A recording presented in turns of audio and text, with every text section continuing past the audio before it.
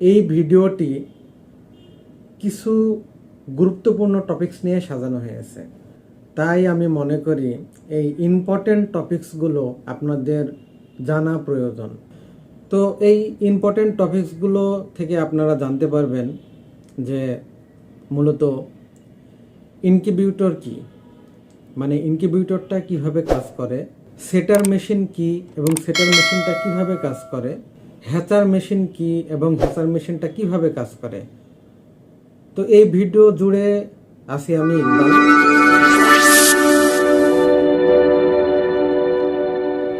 বন্ধুরা, তাহলে প্রথম যে টপিকসটি নিয়ে কথা বলবো সেটি হচ্ছে ইনকিউবেটর কি। ইনকিউবেটর এমন একটি যন্ত্র যে যন্ত্রের মাধ্যমে কৃত্রিমভাবে ডিম ফোটানো যায়।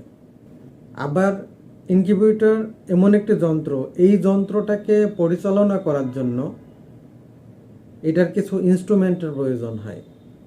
সেই ইনস্ট্রুমেন্টগুলোর মধ্যে যেমন heater element, fan, cooling system, humidity system, ventilation system, CO2 system, turning system. তো এই সিস্টেমগুলো দিয়েই মূলত এই ইনকিউবেটর মেশিনটা তৈরি করা হয়, যা দিয়ে আমরা মূলত এই ডিম থেকে বাচ্চা ফোটাই। তো বন্ধুরা, এটাই হচ্ছে ইনকিউবেটর মেশিন, যেটা দিয়ে আমরা কৃত্রিমভাবে মুরগির ডিমের বাচ্চা ফোটাই বা হাঁসের ডিমের বাচ্চা ফোটাই।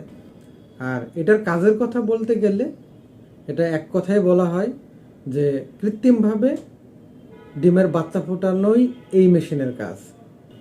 এখন আমরা বন্ধুরা দ্বিতীয় যে টপিকসটা নিয়ে কথা বলবো সেটা হচ্ছে সেটার মেশিন কি এবং সেটার মেশিনটা মূলত কি কাজ করে।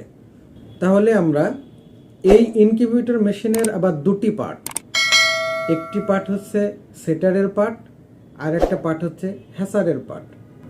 এখন আমাদের আলোচনার বিষয়বস্তু হচ্ছে সেটার মেশিনের পার্ট নিয়ে।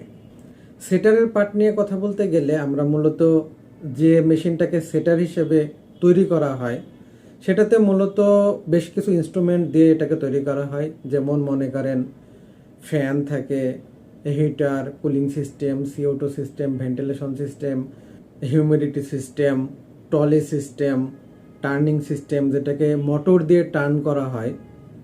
তো মূলত এত কিছু ইনস্ট্রুমেন্ট দিয়ে সেটার মেশিনটাকে তৈরি করা হয়। তো বন্ধুরা, আমি যদি এখন মুরগির ডিম দিয়ে একটা উদাহরণ দিই, তাহলে এটি সাধারণত 18 দিনের একটি টাইম বা পিরিয়ড, যেটা সাধারণত 432 ঘন্টার একটি শিডিউল বা টাইম মেনটেন করে পরিচালনা করে। এ কারণে এটিকে সেটার মেশিন নামকরণ করা হয়েছে। এখন বন্ধুরা আসুন সেটার মেশিনের একটু কাজ নিয়ে কথা বলি। সেটা হচ্ছে এই সেটার মেশিনের মূল কাজ হচ্ছে এই মেশিনটি মূলত বীজ ডিমের ভিতরে যে ভ্রূণটা থাকে সেটাকে 0 দিন থেকে গ্রো আপ করে 18 দিন পর্যন্ত এর একটি পিরিয়ড সম্পূর্ণ করে ওই ডিমের ভ্রূণটাকে একটা বাচ্চার গঠন প্রণালী তৈরি করাই হতো এই সেটার মেশিনের কাজ। তো বন্ধুরা, এটাই ছিল সেটার মেশিন কি এবং সেটার মেশিনের মূল কি কাজ। তাহলে 3 নম্বর যে মূল টপিক ছিল সেটা হচ্ছে হ্যাচার মেশিন কি এবং হ্যাচার মেশিনের কি কাজ। আপনাদের হয়তো মনে আছে যে আগে আমরা সেটার মেশিন নিয়ে কথা বলেছি, ওটা ছিল ইনকিউবেটর মেশিনের প্রথম পার্ট। এখন আমরা কথা বলবো ইনকিউবেটর মেশিনের 2 নম্বর পার্ট, সেটা হচ্ছে হ্যাচার মেশিন পার্ট। তো এই হ্যাচার মেশিনটি মূলত 19 দিন থেকে স্টার্ট হয়ে 21 দিনে গিয়ে শেষ হয়। এখানে 72 ঘন্টার একটি টাইম বা শিডিউল মেনটেন করে এই মেশিনটি পরিচালনা শেষ করা হয়। এক্ষেত্রে এই মেশিনটির ভিতরে বন্ধুরা কোনো টার্নিং সিস্টেম ইউজ করা হয় না, এখানে সেটারের ট্রে ইউজ করা হয় না। এখানে মূলত হিটিং, কুলিং, ভেন্টিলেশন এবং হিউমিডিটি সিস্টেমটাকে বেশি প্রাধান্য দেওয়া হয় এবং এখানে বক্স আকৃতি ইউজ করা হয় ট্রে হিসেবে, যেন বাচ্চাগুলো ফোটার পরে বাইরে বের হয়ে পড়ে যেতে না পারে। তবে এখানে সবথেকে বেশি যে সিস্টেমটাকে প্রাধান্য দেওয়া হয় সেটা হচ্ছে হিউমিডিটি সিস্টেম। আর এই কারণেই এত কিছু মানে ইনস্ট্রুমেন্ট দিয়ে পরিচালনা করার লাস্টে যে আমরা বাচ্চাগুলো পাই, এই জন্য এটার নামকরণ করা হয়েছে হ্যাচার মেশিন। তো আসুন আমরা এখন কথা বলবো যে মূলত এই হ্যাচার মেশিনের কি কাজ। এখন কাজটা নিয়ে আমরা একটু কথা বলবো। মূলত কাজের কথা বলতে গেলে আমরা সেটারে যেটা পেয়েছিলাম যে ওইখানে একটা বাচ্চার গঠন প্রণালী তৈরি করা হয়।